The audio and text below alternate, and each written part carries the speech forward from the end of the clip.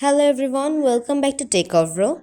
In this quick tutorial, I will show you how to fix playback lag in Adobe Premiere Pro.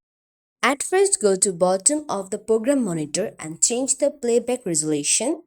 This reduces preview quality but keep your editing smooth. Next, go to top menu and click File, click Project, click General. Under Render, select Mercury Playback. This uses your graphics card to make playback faster. Now in the timeline panel, right-click your clip and choose Render and Replace or Render Effect in to out.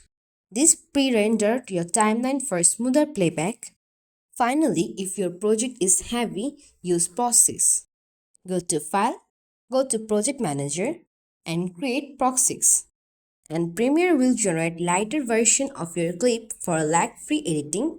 And that's how you can play back lag to make Premiere run smoothly. If you all like this video, please like and subscribe to our channel. Thank you.